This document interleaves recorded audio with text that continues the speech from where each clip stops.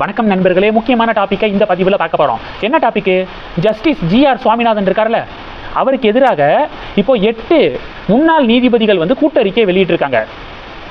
அந்த கூட்டறிக்கையை வெளியிட்ட அந்த 8 முன்னாள் நீதிபதிகளுடைய பேரை ஃபஸ்ட்டு நான் சொல்லிடுறேன். சந்துரு அவர்கள் யார் அப்படிங்கிறது எல்லாருக்கும் தெரியும். ஸ்கூல்ஸில் ஜாதிய மோதல்களை களைவதற்காக தமிழக அரசாங்கம் ஒரு குழு போட்டாங்களே, இந்த சந்துரு அவர்கள் தலைமையில் தான் குழு போட்டாங்க. இவர் நிறைய ரெக்கமெண்டேஷன் கொடுத்தாரு. அதில் ஒரு சில ரெக்கமெண்டேஷன் பயங்கர கான்ட்ரவர்சியாக மாறினுச்சு. ஸ்கூலுக்கு வரக்கூடிய ஸ்டூடெண்ட்ஸுடைய கையில் கயிறு கட்டக்கூடாது, பொட்டெல்லாம் வைக்கக்கூடாது அப்படிங்கிற மாதிரி அந்த ரெக்கமெண்டேஷனில் கொடுத்துருந்தாரு. இதுக்கு பாஜகவுடைய மாநில தலைவராக இருந்த அண்ணாமலை கடும் கண்டனத்தை பதிவு செஞ்சுருந்தார். அந்த நீதியரசர் தான் இவர், ஓய்வு பெற்ற நீதியரசர் சந்துரு. ஹரி பரந்தாமன், சி.டி. செல்வம், கலையரசன், சசிதரன், அக்பர் அலி, விமலா, எஸ்.எஸ். சுந்தர் அப்படிங்கிற முன்னாள் நீதிபதிகள் 8 பேர் சேர்ந்து ஜஸ்டிஸ் ஜி.ஆர். சுவாமிநாதன் அவர்களுக்கு எதிராக ஒரு அறிக்கை வெளியிட்டிருக்காங்க. இதன் பின்னணி என்ன அப்படிங்கிறத பார்த்துடலாம்.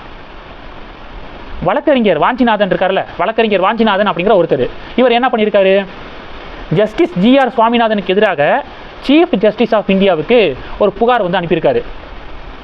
அந்த புகாரில் என்ன சொல்லியிருக்காருன்னா, ஜஸ்டிஸ் ஜி.ஆர். சுவாமிநாதன் இந்திய அரசமைப்பு சட்டத்துக்கு எதிராகவும் மத சார்பின்மைக்கு எதிராகவும் நீதிபதிகள் பதவி ஏற்ற போது எடுக்கக்கூடிய அந்த உறுதிமொழி இருக்குது பார்த்தீங்களா, அதுக்கு மாறாகவும் ஜஸ்டிஸ் ஜி.ஆர். சுவாமிநாதன் நடந்துக்கிறாரு ஒவ்வொரு கேஸ்லையும், நிறைய கேசஸில் அப்படின்னு சொல்லிட்டு வாஞ்சிநாதன் அப்படிங்கிற வழக்கறிஞர் சீஃப் ஜஸ்டிஸ் ஆஃப் இந்தியாவுக்கு புகார் அனுப்பியிருக்காரு.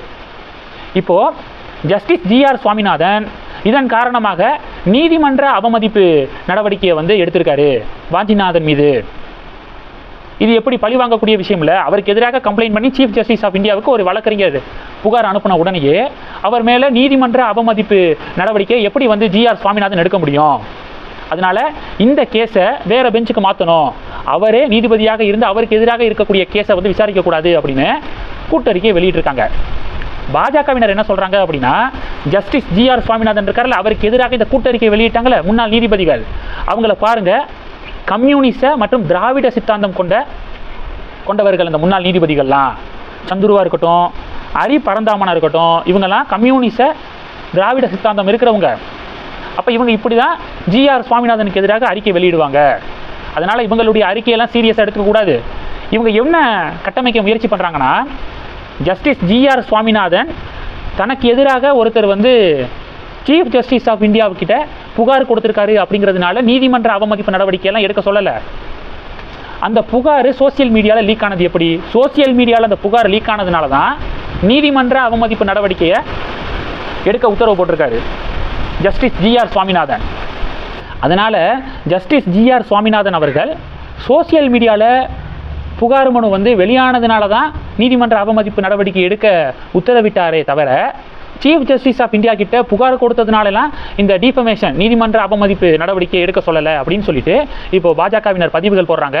Justice GR. சுவாமிநாதனுக்கு எதிராக இந்த திராவிட மற்றும் கம்யூனிச சித்தாந்தம் கொண்ட முன்னாள் நீதிபதிகள் இப்படி ஒரு சதி பண்ணுறாங்க அப்படின்னு சொல்லிட்டு பாஜகவினர் கருத்துக்களை தெரிவிக்க இது ஒரு பெரிய பேசு பொருளாக மாறி இருக்கு. இது முதல் டாபிக். இன்னொரு விஷயம் என்ன அப்படின்னா, வாஞ்சிநாதன் வழக்கறிஞர் தரப்பு என்ன சொல்கிறாங்க, நான் சோசியல் மீடியாவில் லீக் பண்ணலை, அதிமுக ஆட்சியில் அரசு வழக்கறிஞராக இருந்த ஒருத்தர் மூலமாக தான் இந்த புகார் மனு பற்றிய விவரங்கள் சோசியல் மீடியாவில் லீக் ஆனிச்சு அப்படின்னு அவங்க தரப்பு ஒரு விளக்கம் கொடுக்குறாங்க. அது எப்படி? இப்போ நான் ஒருத்தங்களுக்கு எதிராக நான் ஒரு ஆக்ஷன் எடுக்க முடிவு எடுத்திருக்கேன் அப்படின்னா, என் மூலமாக தான் இன்னொருத்தவங்களுக்கு போய் அவங்க மூலமாக கூட லீக் ஆகலாம். என் மூலமாக இன்னொருத்தவங்களுக்கு போயிருக்குல்ல, அப்போ அது தப்பு தானே? அதுவும் ஒரு நீதிபதிக்கு எதிராக, கான்ஸ்டிடியூஷனுக்கு எதிராக அவர் தீர்ப்பு கொடுத்துருக்காரு, மத சார்பின்மைக்கு எதிராக தீர்ப்பு கொடுத்துருக்காரு, எடுத்த உறுதிமொழிக்கு எதிராக நடந்துக்கிறாரு அப்படின்னு சொன்னால் அது டெஃபினட்டாக நீதிமன்ற அவமதிப்பு நடவடிக்கை எடுக்க தான் அதில் நிறைய பாசிபிலிட்டி இருக்குது. அதை தான் ஜஸ்டிஸ் ஜி.ஆர். சுவாமிநாதன் ஆர்டர் பண்ணியிருக்காரு. இப்போது பாஜகவுடைய தலைவர்கள் ஜஸ்டிஸ் ஜி.ஆர். சுவாமிநாதனுக்கு ஆதரவாக களமிறங்கணும், அண்ணாமலை அவர்கள் ஜஸ்டிஸ் ஜி.ஆர். சுவாமிநாதனுக்கு ஆதரவாக களமிறங்கி பதிவுகள் போடணும் அப்படின்னும் பாஜகவினர் கருத்து தெரிவிக்கிறாங்க. கூடிய விரைவாக ஜி.ஆர். சுவாமிநாதன் அவர்களுக்கு ஆதரவாக அண்ணாமலை பதிவு போடுவதற்கான வாய்ப்புகள் அதிகமாக இருக்குது அப்படின்னு சொல்லப்படுது.